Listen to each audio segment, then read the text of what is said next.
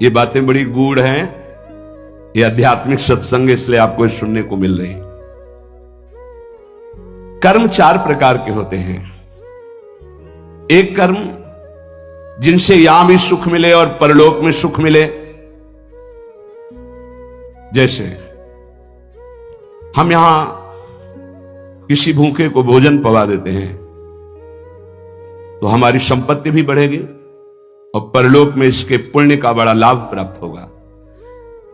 यहां हम ऐसी कुछ अपने धन से व्यवस्था करते हैं जिससे भजन करने वाले संतों को सुख मिले, जो सतमार्ग में चल रहे हैं उनकी वास की व्यवस्था, वस्त्र की व्यवस्था, भोजन की व्यवस्था, यहां भी तुम्हारे ऐश्वर्य बढ़ेगा और परलोक में भी भगवत कृपा प्राप्त होगी। औषधालय खोल देना, प्याऊ खोल देना, ऐसी व्यवस्था कर देना जिनकी व्यवस्थाएं नहीं हैं, उनको वस्त्र है, भोजन है, औषधि है, इस तरह की, तो यहां भी सुख और परलोक में भी सुख। पर ध्यान रहे, पोस्टर बैनर नहीं होना चाहिए। अगर आपने कहीं छपवा दिया या अपनी जबान से कह दिया तो उसका प्रभाव क्षीण हो जाता है, ये लोग समझते नहीं। आपने वृंदावन आए, 100 संतों को भोजन पवाया, इसके बाद पूरे गांव में 4-4 जगह बैठ के, कि वृंदावन गए थे, 100-2 संतों को ऐसा पवाया, संत भी कह रहे थे कि वाह भाई, और 100-100 रुपया भेंट दी। वो बड़ाई जो आप झोंक रहे हो ना, सब खाली हो रहे हो आप। चुप। ये लोग कुछ ऐसे देहाभिमानी होते हैं कि एक पंखा भी टंगवाएंगे ना तो पंखा की हर पंखुड़ी में जिला अमुक, बाबा का नाम, दादी का नाम और ये नाम और वो अपना नाम, पूरा पता, फोन नंबर सहित पंखा में ऐसे देखे गए। कुछ भी करना है ये सब। तुम्हें अपने नाम की चिंता है, संतों की सेवा की चिंता हुई, तो ये ध्यान रखो, जिनमें यहां भी सुख मिले और परलोक में सुख मिले उसे सत्कर्म कहते हैं। सत्कर्म गुप्त होना चाहिए, पर अभिमान गुप्त होने नहीं देगा, पक्का। वो चाहे दीवाल से कहेगा जरूर। ये अंदर देख लेना, फूलन आएगी, कहना कुछ तो ऐसा कि बाद में संत पाएंगे, पहले ही परिक्रमा मार्ग में बोर्ड लग जाता है, आज यहां 100 संत सेवा और अमुक जिले के अमुक अमुक अमुक ऐसे। तब ये लगता है कि कैसे तुम नादान बच्चे हो, तुम्हें इतना बड़ा सौभाग्य सुकृत का मिला था, इतना महान सत्कर्म, और तुमने सब मिटिया मेट कर दिया। और उनको लगता है कि सत्कर्म का फल यही है। 100 रुपया के अगर फूल डालने हैं तो फिर 100 लोगों को तो पता चलना चाहिए कि वीडियो में कि हम ही फूल डाल रहे थे। बड़ा हम का खेल चालू है। ये कर्म तभी परलोक में आपको मिलेगा जब यहां आप गुप्त रखें। देखा है आपने गुप्त कैसे कमाई की जाती है। बहुत बड़ी यज्ञ की थी, मैदा फैक्ट्री के मालिक थे। जब वो आते थे कानपुर में गुरु आश्रम में संत दर्शन के लिए, तो 20 गाड़ियां उनके साथ होती थी, और आधा किलोमीटर पहले ही रुक करके नंगे पैर पैदल आते थे। जब वो यज्ञ करवाए तो एक हाथ में झाड़ू सोहनी और एक में डलिया, और जो ऐसे खा पी के दोना पत्तल फेंक देते वो उठाते। कहीं कोई पोस्टर नहीं, कहीं और इतनी दिव्य, सब खान पान सामग्री सब ऐसी, और वो केवल चेक करते थे अपने कार्यकर्ताओं का, झाड़ू लिए हुई है वो लिए। कोई जैसे पूछता है कि कौन करवा रहा, तो बोले हमको तो यहाँ दोना पत्तल फेंकने की सेवा मिली, हमें तो पता नहीं। कोई जान नहीं पाया कौन करवा रहा है। अपने लोग इसलिए जानते थे कि प्रेरणा से हो रही थी। ऐसे सत्कर्म की कोई जान ही नहीं पाया कि किसने करवाई यज्ञ। और इतना बड़ा खान पान, कानपुर महानगर जहां लाखों लोग खाते पीते, उनके पास कोई कमी नहीं, कहीं भी कोई अभिमान का लेश मात्र नहीं। दूसरा मतलब पहला है जो इस लोक और परलोक दोनों में सुख प्रदान करे, वो ऐसे धार्मिक सत्कर्म। दैन्यता की मूर्ति, साधुता अपने आप आ जाएगी जब आप ऐसा समर्पण करेंगे। कितने ऐसे, एक नहीं कितने ऐसे जिनको ये है नहीं कि हमारी जानकारी कोई कि हम कुछ सेवा करते हैं। अहम को पुष्टता चाहिए। इस लोक परलोक में यदि अपने कर्म का जो सुकृत है तो भगवान से प्रार्थना करो कि कोई न जान पावे, ऐसा कार्य करो, तो वो आपको इस लोक और परलोक दोनों में उन्नति प्रदान करेगा। दूसरा, जिनमें यहां भी दुख और परलोक में भी दुख। पहला यहां भी सुख और परलोक में सुख। दूसरा है यहां भी दुख और परलोक में दुख। परिस्त्री गमन, जो दूसरे माताओं के साथ, बहनों के साथ व्यभिचार करते हैं, यहां भी दुख, परलोक में दुर्गति। अगर गृहस्थ हो तो एक पत्नी जो आपने पानी ग्रहण किया है, बस। दूसरा मदिरापान, मद्यपान, यहां भी दुख, परलोक में दुर्गति। द्वित कीड़ा, जुआ, यहां भी दुख, परलोक में दुर्गति। हिंसा, मांस खाना, यहां भी दुर्गति और परलोक में भी दुर्गति। देख लेना, खूब मांस खा लो, फिर तुम्हारा मांस जब अंतिम समय सड़ेगा ना, और तुम्हारी जब दुर्गति होगी, तब तुम्हें पता चलेगा। अभी तो खा लो, अभी तो तुम बातें बना लो, समय आएगा तो तुम्हें ऐसा जलाएगा। कभी कभी ऐसा लगता है कि ये मानव देह केवल संत कृपा से ही लाभ ले सकता, अन्यथा नहीं ले सकता। ये कोई पक्षपात की बात नहीं। जिनको संत समागम नहीं मिला है, पूरा पशुवत जीवन व्यतीत हो रहा है, पशुवत जीवन। बस इतना लक्ष्य है, कितना भोग भोग लें, कितना विषयों का सेवन कर लें, बस इतना ही उनका लक्ष्य है। वो चाहे पैसे के बल से, वृद्धावस्था पैसे के बल से, वही विलासिता, वही भोग, सोच नहीं रहे कि किस लिए आया था, क्या करना। यहां भी दुख और वहां भी दुख। जो दूसरों को दुख देता है, हिंसा करता है, व्यभिचार करता है, मांस खाता है, यहां भी दुख और परलोक में भी दुख। तीसरा, यहां सुख, परलोक में दुख। जो कर्जा ले लिया, वापस नहीं किया, कई तरह के ऐसे दूसरों को लूटने वाले, दूसरों का नाना प्रकार से सुख चुराने वाले जो लोग हैं, वो यहां सुख का अनुभव करने के लिए करते हैं। अपहरण कर लिया, ऐसा कर लिया, चोरी कर लिया, ऐसा, इसके बाद का परिणाम परलोक में तो भयानक दुख मिलेगा। और सबसे बड़ा दंड होता है, मन जलता रहता है। कोई भी अधर्म करने वाला मन कभी प्रसन्न नहीं रह सकता, निर्भय नहीं रह सकता। वहीं संत निर्भय रह रहे हैं और वो भयभीत है, प्रतिपल अस्त्र बांधे हुए। जो यहां भोग प्रधान जीवन है, दूसरे का सुख छीनता रहता, छल कपट, बहुत कपटी स्वभाव होता है लोगों का। कोई बिरला ऐसा होता है जो भजन के साधना के बल से कपट को मिटा करके सरल स्वभाव न मन को टिलाई। नहीं तो सांप जैसी टेढ़ी चाल होती, सामने कुछ और, पीछे कुछ और, बोल कुछ और रहा है, कर कुछ और रहा है, सोच कुछ और रहा है। ऐसे लोग यहां सुखी दिखाई देते हैं। लोगों के प्रश्न भी रहते हैं, झूठ, कपट, छल, हिंसा, चोरी, ऐसे लोग यहां सुखी दिखाई देते हैं बड़ा, लेकिन परिणाम उनका बड़ा भयंकर होता है, महान दुख को प्राप्त होते हैं। पहला है यहां सुख वहां सुख, सत्कर्म। दूसरा है यहां भी दुख वहां भी दुख, असत्कर्म। तीसरा है भोग कर्म, दूसरों का धन छीनना, भोगों में मगन रहना। यहां तुम्हें सुखी दिखाई देंगे, बड़ा परिणाम एकदम विध्वंसक होगा, मिट्टी में मिल जाने वाला, कुछ नहीं बचेगा, सर्वनाश हो जाएगा। इसको आप आंख खोलकर देख लो, संसार में रहते हो, समाचार आदि के द्वारा संसार की तरफ, जिनकी झूमती थी मिट्टी में मिल गए। अधर्माचरण करने वाला कभी सफल नहीं हो सकता। झूमती थी, अभी से लेकर इतिहास साक्षी है। जिस लोक में भुजा ठोक देता था, लोकपाल भयभीत हो जाते थे, मिट्टी में मिल गया। ऐसे ही है अधर्माचरण, चोरी, हिंसा, बल विक्रम के द्वारा दूसरे की संपत्ति को छीनकर भोगो, ये बहुत देखा है, नष्ट हो जाते हैं। समय आने पर विध्वंस, और परलोक में तो दुर्गति ही होती है। चौथा, ये बहुत जोर का है, यहां दुख, परलोक में परम सुख। ये है त्यागी महापुरुष, जिन्होंने यहां जानबूझकर समस्त भोगों का त्याग करके भगवान के लिए महान दुख को आमंत्रित किया। गर्मी, सर्दी, बरसात, निंदा, अपमान, काम, क्रोध, लोभ, मोह, मद, मत्सर, सबको सह रहे हैं। राधा राधा राधा राधा राधा, ये परम पद में आरूढ़ होंगे। तपस्वी, नाम जापक, व्रत उपवास, योगाभ्यास, साधना, इनके द्वारा पूरे जीवन कष्ट सहते रहते हैं और जगत मंगल और परम पद की प्राप्ति। ये 4 प्रकार के कर्म होते हैं जिनमें यहां सुख वहां सुख, वो दान पुण्य सत्कर्मादि, जिनमें यहां दुख और परलोक में दुख, पापाचरण, एक शब्द में बोल सकते हैं पापाचरण।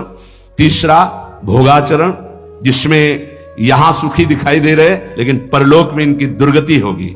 दुखिया को न सताइए, दुखिया देगा रोए, और जब दुखिया के मुखिया सुने तो तेरी गति का होए। किसी को कमजोर समझकर आप फंसा दिए या कष्ट दे दिए या मार दिए और आप पदवी पे पहुंच गए, तो परम पदवी वाला जब दृष्टि डालेगा तो तुम्हारी धज्जियां उड़ जाएंगी। ये बहुत होश में, जो शब्द दूसरे के हृदय में चोट पहुंचाकर परम पद में पहुंचा दे, वही साधु के शब्द होते हैं। उठो, जागो, भूल मत करो।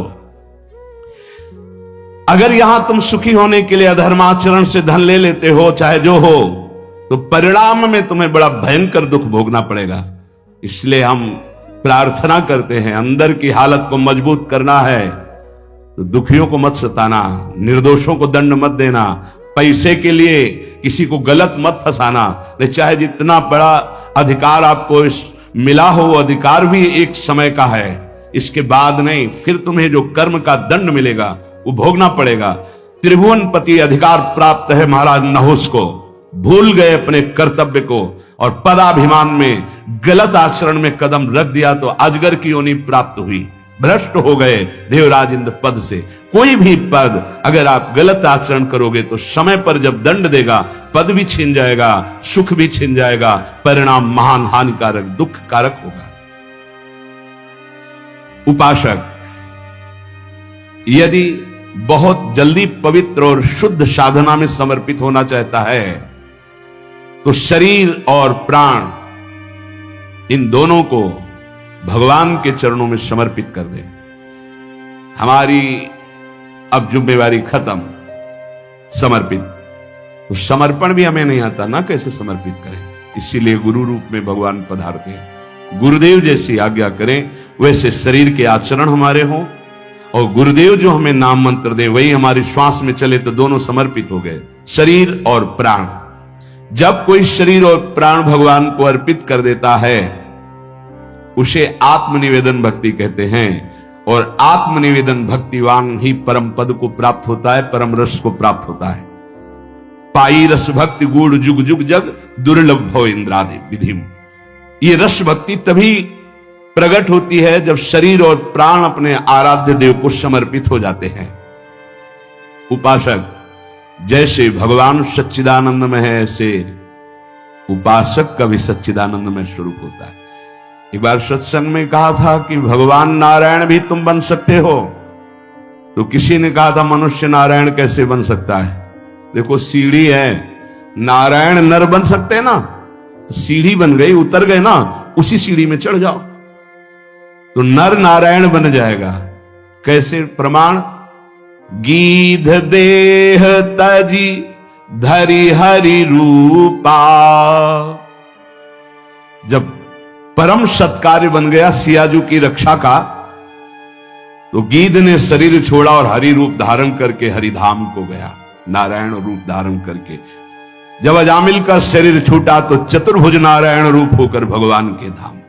जब धुंधकारी का प्रेत योनि छूटी तो चतुर्भुज भगवान के पार्षद लेने आए थे, चतुर्भुज रूप पार्षद रूप हरि रूप धारण करके भगवान के धाम को चला गया। केवल श्री लांछन चिन्ह लक्ष्मी, वो भर पार्षदों को नहीं उतारने, पूरे जैसे हरि वैसे ही हरि के पार्षद होते हैं। सच्चिदानंदमय पार्षद स्वरूप सच्चिदानंद की सेवा में उपस्थित होता है। जैसी श्री जी वैसी श्री जी की सखिया किशोरी मातमारम किमि सुकुमारी नुकले। उपासक अपनी उपासना को चुरा के रखे, नहीं तो कोई चुरा लेगा। हम जो साधना करते हैं किसी को पता नहीं होना चाहिए। हमारा अहम कहता है कि हम सबको बता दे, इतने माला जपते हैं, ये करते हैं, ये करते हैं। पूज्य पादुड़िया बाबा कह रहे हैं उपासक अपनी उपासना को चुरा के रखना। ये चुराने की वस्तु है, छुपाने की। कोई जाने ना, आप किस कोटि के, जैसे समुद्र की कोई था नहीं ले सकता, ऐसे उपासक की कोई था नहीं ले सकता। सेवा में तुलसी दल 7 दिन तक प्रयोग किया जा सकता है, 1 दिन उतार के 7 दिन तक वो बासी नहीं माना जाएगा। बिल्व पत्र 5 दिन तक, कमल पुष्प 3 दिन तक, और अन्य पुष्प 1 दिन। आज उतारा आज ही लगाए, आज उतारे हुए कल नहीं चढ़ाए जा सकते। केवल कमल पुष्प 3 दिन तक। अगर अन्य पुष्प हैं और आज उतार कर कल चढ़ाते हैं तो वो बासी माने जाएंगे, वो श्री जी की सेवा में नहीं आएंगे। उपासक सदैव सतयुग में रहता है। कलयुग उनके लिए है जो संत समागम से दूर है, भजन से दूर है। सतयुग की स्थिति क्या होती है? सतयुग के वासी जो उपासक है उनमें हर समय विचार में पवित्रता होती है, मंत्र जाप में तन्मयता होती है, नाम जाप में तन्मयता होती है, आराध्य देव के ध्यान में मगन रहते हैं और वो निरंतर परोपकार, भगवत सेवा, समाज सेवा, वो सतयुग में ही रहते हैं। अगर ये बात है तो सतयुग में ही हो। जो नाना प्रकार की कलह का चिंतन करता रहता है, कपटी है, झूठ बोलता है, ज्यादा नींद लेता है, हर समय आलस्य है, हिंसा है, विषाद है, शोक है, मोह है, भय है, विषयों की भूख है, भोगों की आसुरी प्रवृत्ति है, वो कोई भी हो, कलयुगी है, कलयुग में है।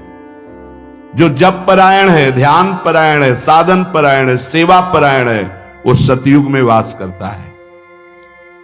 हर समय सतयुग, कहां कलयुग है? सत्संग हो रहा, नाम वाणी, नाम कीर्तन, प्रियालाल की सेवा दर्शन, सेवा में हर हमारे पास समय कहां है कलयुग के लिए? कलयुग जो बुलावा देते हैं उनके पास जाता है, अपने पास समय कहां है कलयुग के लिए? झूठ, कपट, तंद्रा, निद्रा, हिंसा, विषाद, व्यसन, व्यभिचार, मोह, भोगों की प्रबलता, आसुरी प्रवृत्ति, ये कलयुग है। अगर चित्त में इन सब का राज्य तो कलयुग। उपासक सदैव सतयुग में रहता है, सदैव। देख लो, उपासक सदैव सतयुग में रहता, कलयुग में नहीं। ये अगर लक्षण है तो कलयुग है, नहीं तो कोई कलयुग नहीं। कहां कलयुग है? हाँ, कलयुग का स्थान बताया गया, शराब पीना, व्यभिचार करना, मांस खाना, जुआ खेलना, चोरी करना, तो उसी में आ जाता है झूठ, कपट, तंद्रा, निंद्रा, हिंसा, विषाद, शोक, मोह, भय, भोगों की प्रबलता, राक्षसी प्रवृत्ति, ये कलयुग का स्वरूप है। उपासक विषयी भक्त से बच के रहे। यहां विषयी पुरुष नहीं कहा, ये बहुत, ये न्यायाधीश के वचन, पूरे आजीवन यही साथ रहे हैं। विषयी पुरुष से तो हम समझते हैं कि विषयी पुरुष है, पर यहां कह रहे हैं विषयी भक्त से बच के रहे। भक्ति का बाना है और विषय सेवन का अंदर से स्वाद है, तो हम बाना भेष से, हम उद्देश्य से संत मानते हैं। उद्देश्य तुम्हारा भगवत प्राप्ति भजन है तो हमारे मित्र हो, और उद्देश्य नहीं है तो बच के रहना। यहां कह रहे हैं उपासक विषयी भक्त से बच के रहे, क्योंकि हमारी श्रद्धा होगी कि भगत है और विषयी है तो संसार का राग प्रकट हो जाएगा, जो राग हमारे भजन मार्ग में बहुत बाधा पैदा करेगा। क्योंकि ये राग और द्वेष सतमार्ग के लुटेरे हैं, श्री भगवान गीता जी में कह रहे हैं। जो भक्त विषयी है हमें उसका संग नहीं करना। क्यों? क्योंकि उसके संग से विषयों का राग प्रकट हो जाएगा।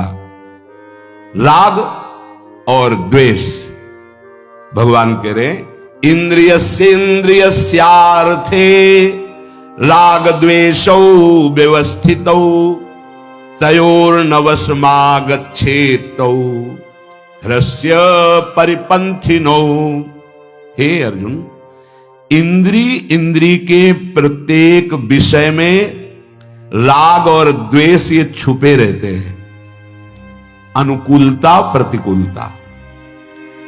उपासक को ना अनुकूलता में ना प्रतिकूलता में, अर्थात न राग में न द्वेष में, दोनों में नहीं फंसना, क्योंकि ये दोनों इस मार्ग के लुटेरे हैं, खाली कर देते हैं, लूट लेते हैं। श्रोत्रेंद्रिय, त्वचा इंद्रिय, नेत्र इंद्रिय, रसेंद्रिय, घ्राणेंद्रिय, इसके विषय हैं शब्द, स्पर्श, रूप, रस, गंध। पूरी सृष्टि के भोग इसी में आ जाते हैं। इसमें कुछ में साधक का राग रहता है और कुछ में द्वेष रहता है। राग अनुकूलता, द्वेष प्रतिकूलता। जब तक अनुकूलता प्रतिकूलता, राग और द्वेष बना रहेगा, तब तक साधक की उन्नति नहीं हो सकती, आध्यात्मिक उन्नति। ये बड़ा सूक्ष्म विषय जगत गुरु भगवान श्री कृष्ण वर्णन कर रहे हैं। राग द्वेष होता कहां है, इसका निवास स्थान कहां है? कह रहे ये अहम में होता है, मैंपन में। ये बाहर से काटा नहीं जा सकता कि ऐसे कर दिया तो राग द्वेष खत्म हो गया। ये आपके अंदर अंतःकरण में जो चार धर्म हैं, निश्चय करना बुद्धि, संकल्प विकल्प करना मन, चिंतन करना चित्त, और अहम, मैं स्त्री हूं, मैं पुरुष हूं, मैं विद्वान हूं, मैं धनवान हूं, इसमें बैठा है राग और द्वेष। बड़ी सुरक्षित जगह में बैठा है। शरीर से माना हुआ संबंध अहम स्फुरित करता है, मैं, और इसी मैं में राग द्वेष बैठा है, और यहीं से वो बुद्धि में, मन में, इंद्रियों में फेंकता रहता है। बड़ा सूक्ष्म विषय है, पवित्र बुद्धि वाला साधक समझ पाएगा।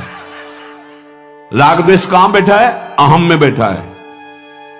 मुझे ये पसंद है, मुझे ये पसंद नहीं, मुझे ये अनुकूल है, मुझे मैं, वो शरीर को लेकर बोल रहा है। इसीलिए वो विषय में राग और द्वेष, इंद्रियों में राग द्वेष, मन में राग द्वेष दिखाई देता है, होता है अहम में। प्रभु ने इशारे में वर्णन किया, यही राग द्वेष काम और क्रोध है। राग काम है और द्वेष क्रोध है।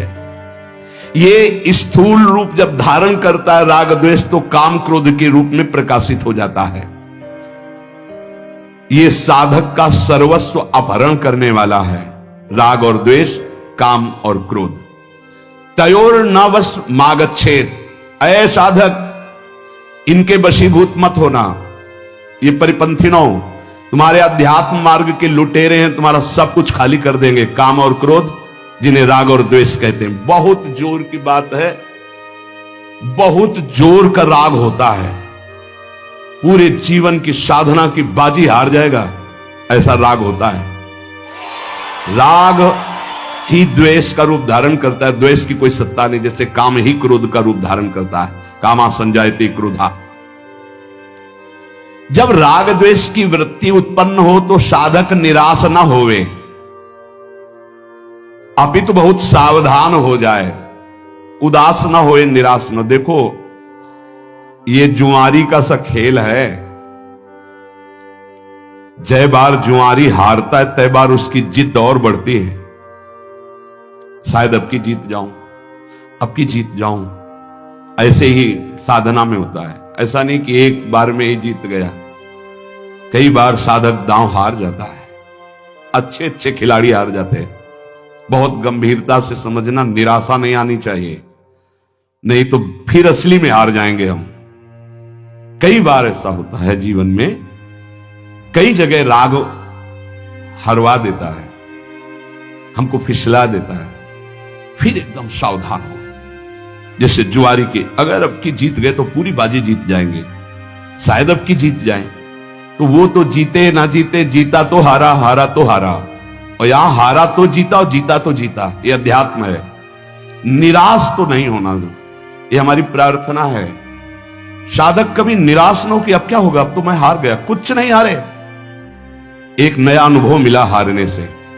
जानबूझ के मत हारना, अनुभव नहीं मिलेगा। फिर अगर फिसल गए हो तो अनुभव मिलेगा।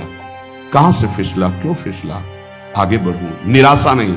और आध्यात्मिक ऐसा है कि जैसे जल में ऐसे मारा तो गड्ढा दिखाई दिया, हाथ हटा लिया, पूरा बराबर हो गया। समझ रहे? फिसल गए तो लगा हानि हो गई, लेकिन अध्यात्म में फिर संभल करके चले तो बिल्कुल बराबर हो गया, कोई हानि नहीं हुई, बड़ा मंगल हो जाएगा। निराशा तो उपासक को करनी नहीं, ये ध्यान प्रार्थना हमारी मान लीजिए, नहीं तो आप परमार्थ से हार जाएंगे। अंतिम श्वास तक हारना नहीं है, हारते हुए भी हारना नहीं, ये बात मान लेना। मैं हर बार कमर कसूंगा, आपकी शायद जीत जाऊं, आपकी शायद जीत जाओगे, निकल जाओगे। बहुत ध्यान देने का विषय वर्णन हो रहा है, यही हमारी आध्यात्मिक उन्नति मारी जाती है। क्या होता है? साधक राग पूर्वक किसी कर्म में प्रवृत्त ना हो, किसी भोग में, किसी विषय में, किसी कर्म में आज्ञा मान करके कर्म में प्रवृत्त हो। यह बड़ा सूक्ष्म विषय है। साधक की कर्मों में प्रवृत्ति या निवृत्ति अपनी रुचि से नहीं होती। मुझे अच्छा लगता है इसलिए करता हूं, मुझे अच्छा नहीं लगा इसलिए छोड़ दिया, नहीं, वो आज्ञा पर करता है, आज्ञा पर त्याग करता है, इसलिए उसका करना राग पूर्वक नहीं और त्याग करना द्वेष पूर्वक नहीं है, वो आज्ञा पे चलता है, साधक है। शास्त्र आज्ञा, गुरु आज्ञा। ध्यान दीजिए, हमारा हर कार्य अब जो ही कहां करें हम सोई आयस लिए चले निज दासी, राग द्वेष की सत्ता ही नहीं रह जाएगी। हमारा जो कार्य होता है वो शास्त्र आज्ञा, गुरु आज्ञा से होता है। अगर हम किसी कार्य में प्रवृत्त होते हैं तो आज्ञा कर्तव्य, अगर निवृत्त होते हैं तो आज्ञा कर्तव्य।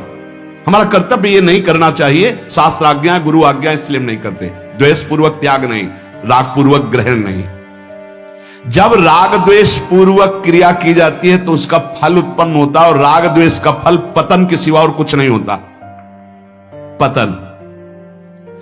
जब साधक संसार से अलग होकर भजन मार्ग में अध्यात्म की उन्नति प्राप्त करने की चेष्टा करता है, बहुत सुंदर बात कह रहे हैं, उसी समय उसके हृदय में बड़ी बुरी बुरी स्फुरणाएं प्रकट होती है। सब साधक सावधानी से सुने। जब साधक संसार का त्याग करके सच्चिदानंद की प्राप्ति के लिए भजन में लगता है तो उसके हृदय में, अंतःकरण में बड़ी बुरी बुरी स्फुरणाएं प्रकट होती है। साधक घबरा जाता है। भगवान यहां आश्वासन दे रहे हैं साधक को, स्फुरणाओं से घबराना नहीं। इन स्फुरणाओं की सत्ता नहीं है कि तुम्हारा कुछ भी बिगाड़ सके। ये उत्पन्न हो रही हैं जो थी पहले, अब नष्ट हो रही, प्रकट हो करके। सिद्धांत है ये नष्ट हो रही है क्योंकि तुम भजन परायण हो, पर चूक अच्छे से हो जाती, कोई समझ नहीं पाता नष्ट हो रही, वो उसी में तन्मय होकर नई क्रियाएं कर बैठता है, राग बन गया, संस्कार बन गया, यही चूक हो जाती। ध्यान देना, जब हम साधन भजन पे, तो हमारे अंदर गंदी गंदी स्फुरणाएं जो जन्म जन्मांतर की, अब हम उनको ये नहीं समझ पाते कि ये नष्ट हो रही। हमारे अंदर काम आ रहा है, हमारे अंदर क्रोध आ रहा है, हमारे अंदर भोग आ रहा है, भोग की बातें आ रही, पुरानी बातें आ नहीं रही, वो नष्ट हो रही। अगर आप उनमें तन्मय होकर नवीन क्रिया कर बैठे तो संस्कार बन गया, मिटने की जगह बन गया, अब पतन अवश्यंभावी।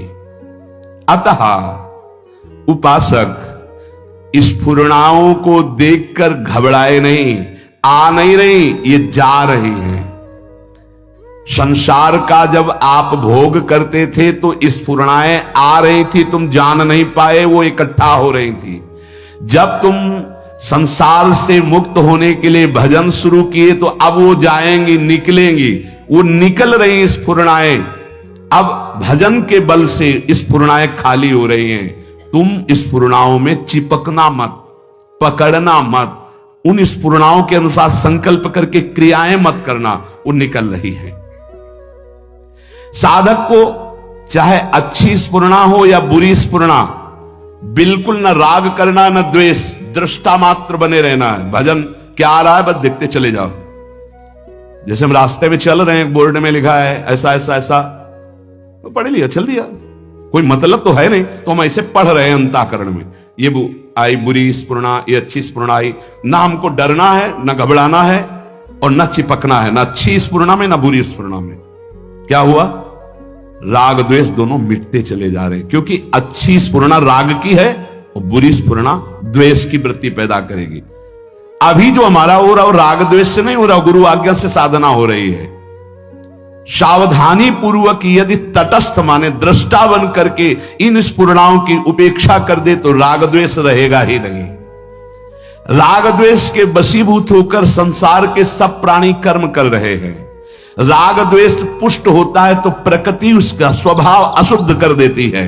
अशुद्ध स्वभाव होने के कारण वो भोग प्रधान बन जाता है। जिसकी प्रकृति राग द्वेष रहित होती है उसका स्वभाव शुद्ध हो जाता है। शुद्ध स्वभाव होने पर योग हो जाता है प्रभु से। अशुद्ध स्वभाव होने पर भोग बनता है प्रकृति का, संसार का। क्या सुंदर सिद्धांत भगवान वर्णन कर रहे हैं। साधक संपूर्ण कर्मों को अपने भली भांति भगवद अर्पण कर दे तो उन कर्मों का फल होगा भगवत प्राप्ति। राग द्वेष मिट जाएंगे। राग द्वेष के मिटाने के इच्छुक साधक के लिए शास्त्र प्रमाण कर्म करना अत्यंत आवश्यक है।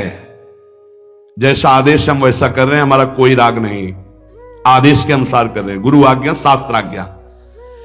राग द्वेष से सर्वथा रहित जो महापुरुष हैं उनका अंतःकरण शुद्ध निर्मल होता है कि वो वेद पढ़े हो या ना पढ़े हो, उनके हर वचन वेद प्रमाणित शब्द निकलते हैं।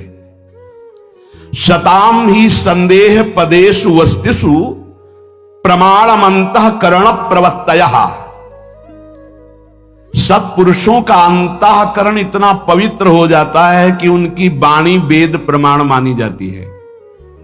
जैसे किसी भी विषय में संशय है, उस महापुरुष से पूछ ले और वो कह दे हां ठीक है साहब, अब कोई भय नहीं, वैसा ही होगा जैसा वो बोल रहे हैं। सताम ही संदेह पदेषु वस्तिषु प्रमाणम अंतःकरण प्रवत्तयः।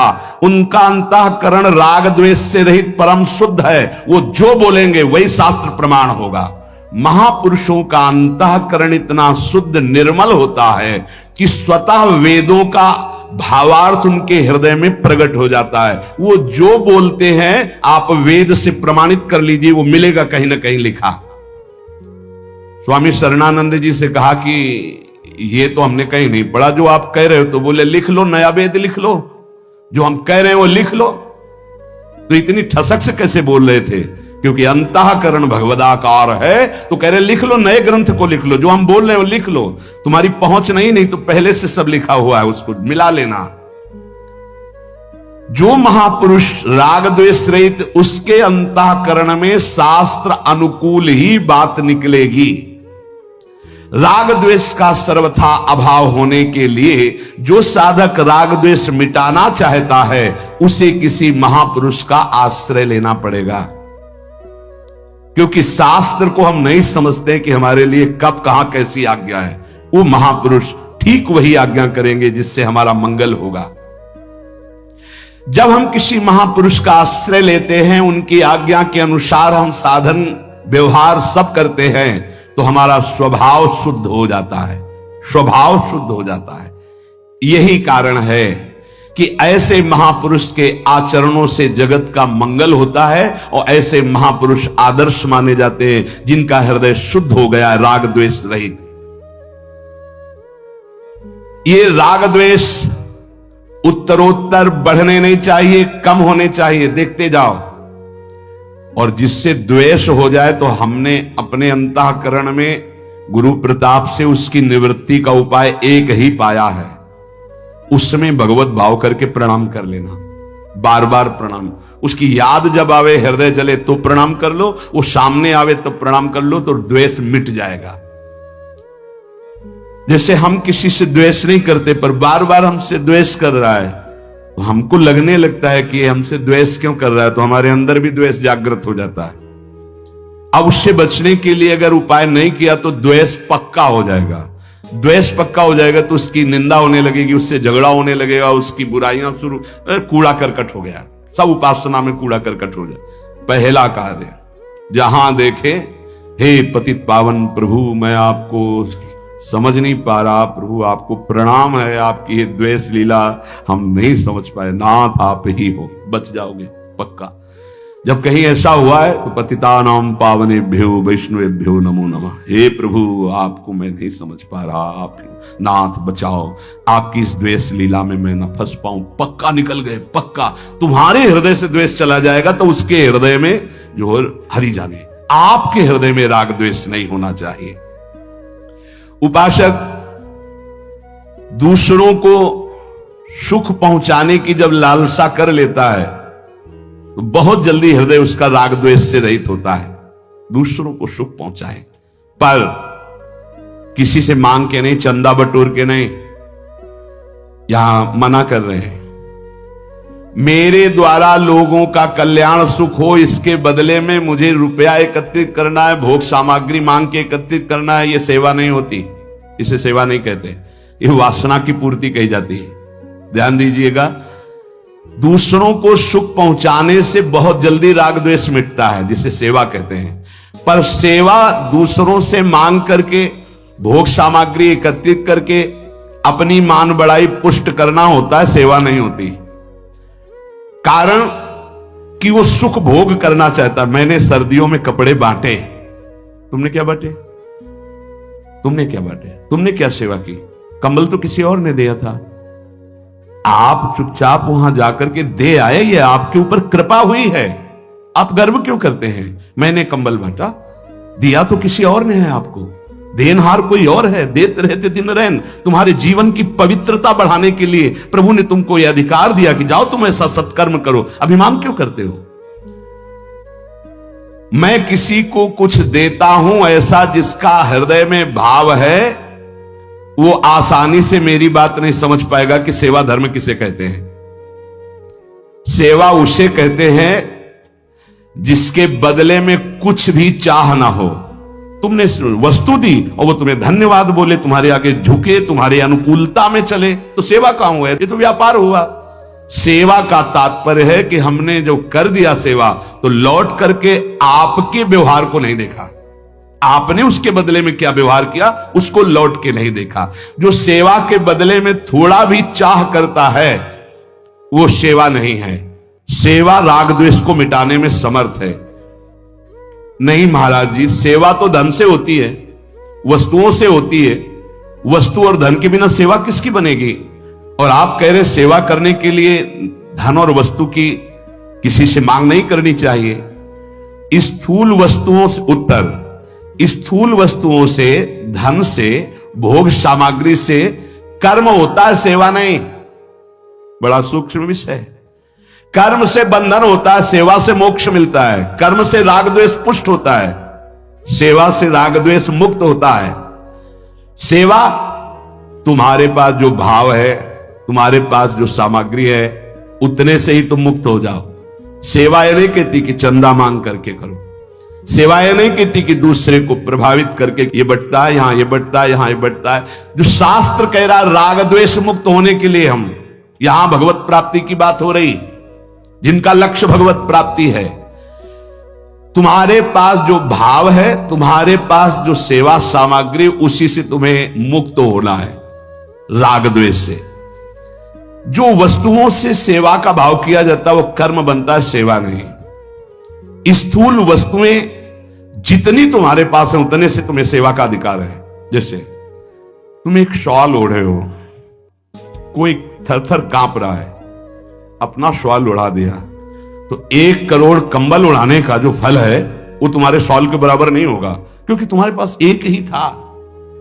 तुमने अपने शरीर की परवाह न करके उसको उड़ा दिया, ये तुम्हारा राग द्वेष से मुक्ति का कारण बनेगा। समझना, आपने 50 लोगों से संग्रह किया और फिर सैकड़ों लोगों को उड़ा दिया, तो अंदर से देखना तुम्हें गर्व जागृत होगा कि हमने सैकड़ों गरीबों को कंबल उड़ाए। तो तुम्हारा अहम पुष्ट हुआ या राग द्वेष नष्ट हुआ? बड़ा सूक्ष्म विषय है, देखना। जब अंतःकरण में वस्तु का महत्व होगा तो स्वामी भाव आएगा, सेवक भाव नहीं। ये बड़ा सूक्ष्म विषय है, चाहे कोई जाने या ना जाने। जब वस्तु का महत्व होगा तो सेवा भाव नहीं, स्वामी भाव आएगा। मैंने उसको ये दिया, मैंने ये किया। और जब वस्तु का महत्व नहीं होगा, भाव का महत्व होगा, तब सेवा बनती है।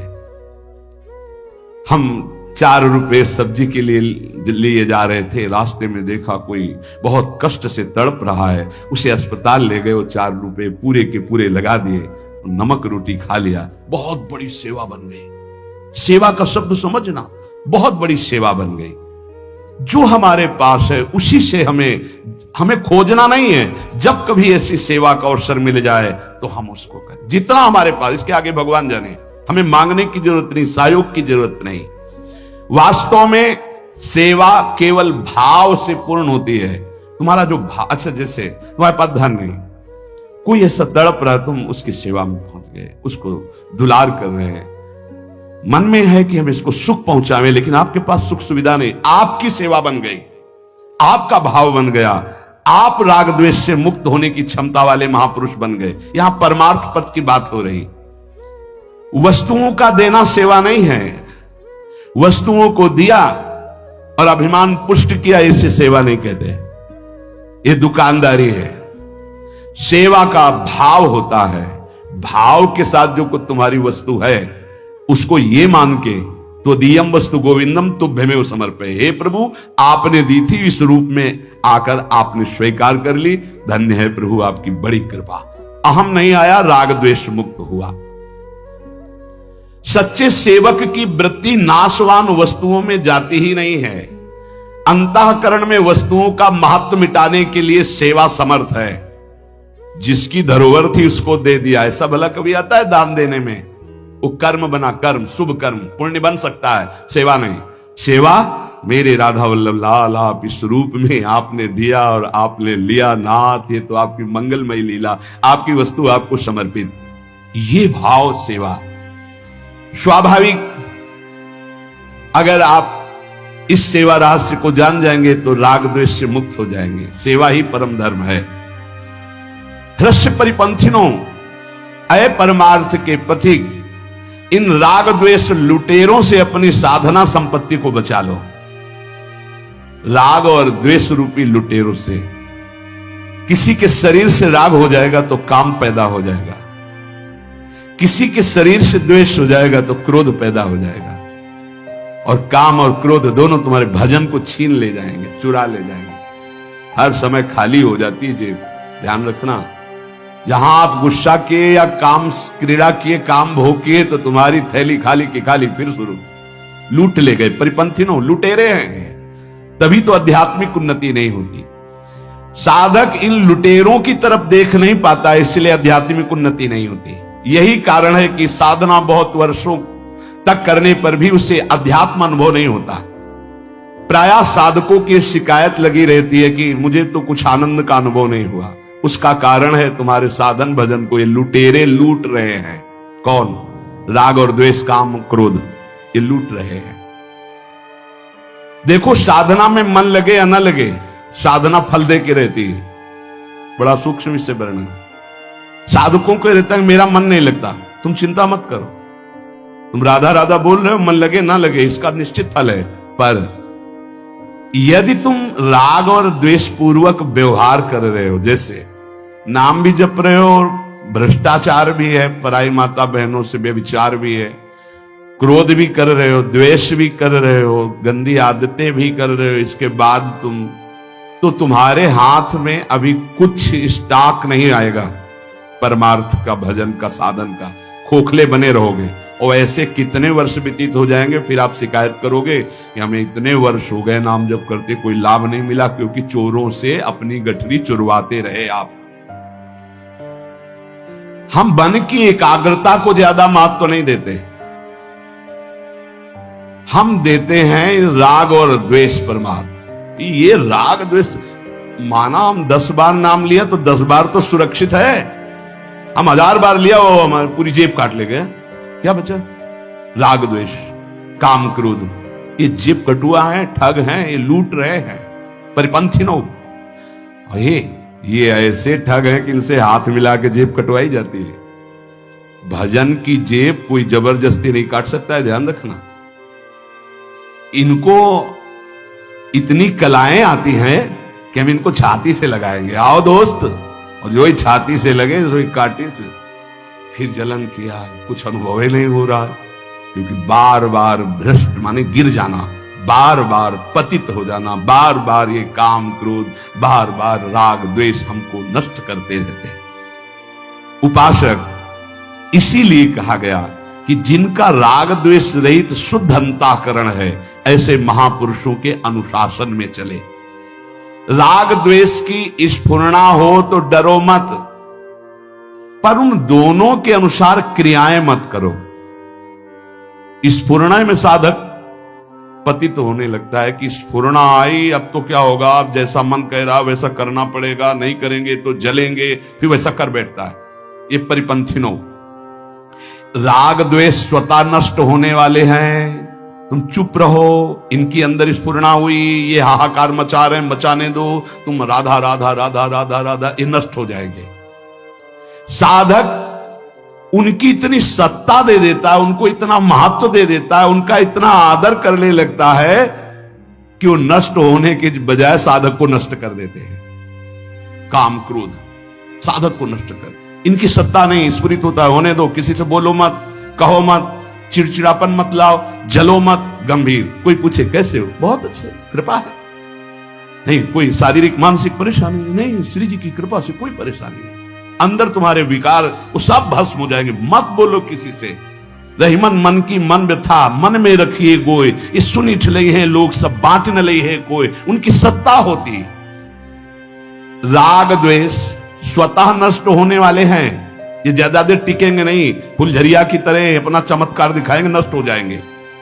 साधक इनकी सत्ता दे देता है, इनका आदर करता है, इनका महत्व करता है, और वो साधक को नष्ट कर देते हैं। अगर तुम इनका आदर ना दो, इनका महत्व ना दो, इनकी तरफ मत देखो, ये अपने आप नष्ट हो जाएंगे। सुख दुख का कारण दूसरे को मानने से राग द्वेष पुष्ट होते हैं। सुख देने वाला, देखो मान्यता होती है। वर्षा हुई, एक नाच रहा है और एक रो रहा है बैठे। कौन? किसान नाच रहा है खेती में, बढ़िया बढ़िया वर्षा हुई, और कुम्हार के बर्तन सूख रहे थे, वो सब फैल गए, वो बैठे रो रहा है। वर्षा का क्या है? एक को प्रतिकूल पड़ रही है, एक को अनुकूल पड़ रही। वर्षा तो समतुल है, वो तो बरस रही है। हमारी अनुकूलता, हमारी प्रतिकूलता, हमारी मान्यताएं ही पूरी की पूरी अनुकूलता पर। अब गर्मी में आग प्रतिकूल लगेगी और सर्दी में दूर से तापो तो कितना सुखद लगती है। ये अनुकूलता प्रतिकूलता आने जाने वाली और मान्यता के अंतर्गत है। स्वरूप में इनका कोई महत्व नहीं है। तुम स्वरूप हो, देह नहीं हो। थोड़ी देर के लिए काम क्रोध विकल कर रहे हैं, सह लो, ये नष्ट हो जाएंगे। उनका महत्व में, अरे काम आ गया, अरे क्रोध आ गया, चुप शांत, वो नष्ट हो जाएंगे, अपने आप नष्ट हो जाएंगे। उनकी सत्ता ही नहीं, वो ज्यादा देर नहीं टिकेंगे। आप टिकाओगे तो टिक जाएंगे। आप आसन बिछा कर बैठा लोगे, सत्ता दोगे, सत्ता काम आया, उसी का चिंतन कर रहे हैं, उसी के अनुकूल आचरण करने लगे, उसी की तरह वार्ता व्यवहार करने लगे, भ्रष्ट कर देगा, नष्ट कर देगा। मन बुद्धि राग द्वेष आदि दोष पैदा हो जाए तो कोई दोष की बात नहीं। एक इस प्रसंग को समझ लो, क्रियाएं ना होने पाए, उनकी सत्ता नहीं है, अंदर से मान लो नहीं, लूटते रहते हैं, बहुत दूर तक चलते हैं काम क्रोध राग द्वेष। राग द्वेष मन में उत्पन्न हो जाए, काम क्रोध मन में उत्पन्न हो जाए, कोई खतरे की बात नहीं है। उनके अनुसार कोई क्रिया ना होने पावे, क्रिया खतरे की बात है। अंदर ही छुपा लो, भस्म हो जाएगा। जो उपासक उनके वशीभूत होकर क्रिया रूपी दोष कर बैठता है, वो उनके वशीभूत हो जाता है, और वो उपासक के अध्यात्म के उत्साह